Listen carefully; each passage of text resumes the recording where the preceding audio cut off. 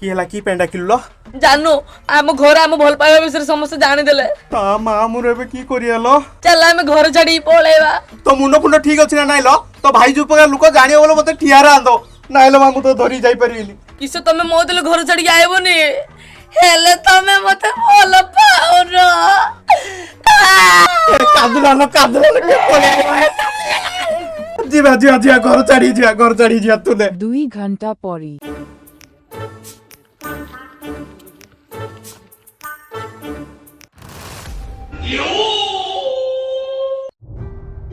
अबे